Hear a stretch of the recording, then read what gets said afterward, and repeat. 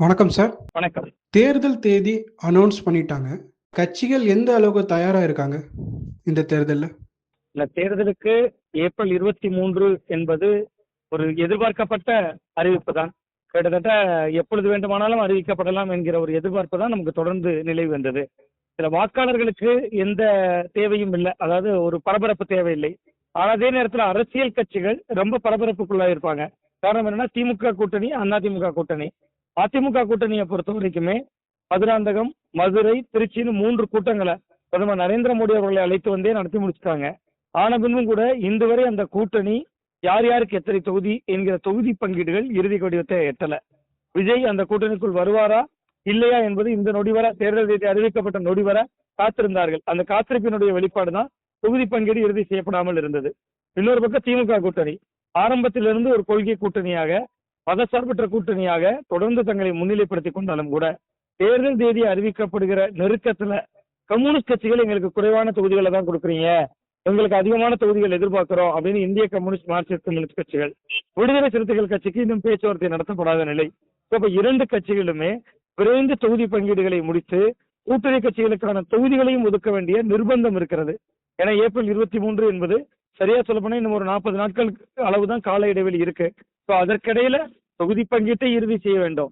இந்த இடத்துல சீமானுக்கு மட்டும்தான் கவலை இல்லை என்று நான் நினைக்கிறேன். ஏன்னா அவர் ஏற்கனவே 234 தொகுதிகளுக்கும் வேட்பாளர்களை அறிவித்து விட்டார். தனித்துதான் போட்டி என்பதிலும் தொடர்ந்து தெளிவாக இருக்கிறார். அந்த சூழல்ல சீமானுக்கு மட்டும்தான் இப்பொழுது களம் தயாராகவும் அவரும் தயாராகவும் இருக்கிறார். மற்ற கட்சிகளுக்கெல்லாம் அடுத்த 40 நாட்கள்ல இனி வரக்கூடிய அந்த 8 முதல் 10 நாட்கள் ரொம்ப பரபரப்பாகவே இருக்கும் அப்படின்னு தான் பாக்குறேன். பிரச்சாரத்துக்கு ஆயுதமா கட்சிகள் எதை கையில் எடுக்க போறாங்க? தமிழகத்தோட முக்கிய பிரச்சனையா எதை சொல்லலாம் சார்? தமிழகத்தை பொறுத்தவரை சட்டம் ஒழுங்கு பிரச்சனை பெரிய பேசு பொருளாக இருக்கும் அப்படின்னு எதிர்பார்க்கிறேன். இன்னொன்று வழக்கம் போல் திமுக முன்வைக்கக்கூடிய கோஷம் டெல்லியா தமிழ்நாடா என்கிற கோஷம், அந்த கோஷமும் ரொம்ப வீரியமாக ஒலிக்கும். இன்னொன்று மாநில அளவில் பேசுவதாக இருந்தால் சட்டம் ஒழுங்கு சார்ந்த பிரச்சனைகள். இது ரெண்டுக்கும் இடையில தான் தேர்தல் களம் இருக்கும். பட் விஜய் எடுக்கக்கூடிய முடிவு இதுல பெரிய முக்கிய ரியாக்ட் பண்ணும் அப்படின்னு தான் எதிர்பார்க்கிறேன். விஜய்க்கு முதல் தேர்தல், அவரோட இம்பாக்ட் எப்படி இருக்கும்? விஜய் இளைஞர்கள் ஓட்டை பெரிய அளவில் இருப்பார். பெண்கள் ஓட்டில் குறிப்பிடத்தகுந்த சேதத்தை திமுக, அதிமுக 2 கட்சிகளுக்கும் ஏற்படுத்துவார். நட்சத்திர வேட்பாளர்கள் இல்லாதது அவருக்கு பெரிய பலவீனமாக பார்க்கிறேன். நட்சத்திர வேட்பாளர்கள் இல்லாத சூழலில் வெற்றி என்பது எட்டாக்கனியாக இருக்கும். ஆனால் தனித்து நின்றார்னா குறிப்பிடத்தகுந்த வாக்கு சதவீதத்தை காட்டுவார்.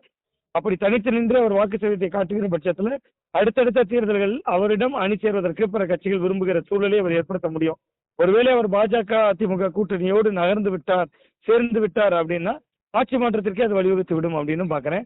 ஒருவேளை அப்படி இல்ல தனித்து தான் தேர்தலை சந்திக்கிறார்னா ஒரு குறிப்பிடத்தகுந்த சதவீதத்தை விஜய் நிச்சயம் காட்டுவார் அப்படின்னு பாக்குறேன். சமீபத்துல நடக்கக்கூடிய சட்ட ஒழுங்கு பிரச்சனை ஆளுங்கட்சிக்கு எதிராக திசை திருப்புமா, பாதிப்பை ஏற்படுத்துமா? இல்ல, ஆன்டி இன்கம்பன்சி அதிகமான அளவில் இருக்கத்தான் செய்கிறது. ஆனால் அது ஒன்றிணைந்து வெல்லக்கூடிய அதை ஒருமுகமாக பெறக்கூடிய ஆற்றல் பிற எதிர்கட்சிகளிடம் இல்லை அப்படின்னு பாக்குறேன்.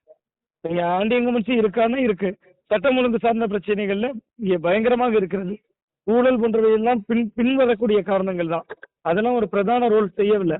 ஆனா அதே நேரத்துல சட்டம் ஒழுங்கு சார்ந்து ஏராளமான பிரச்சனைகள் இருக்கு.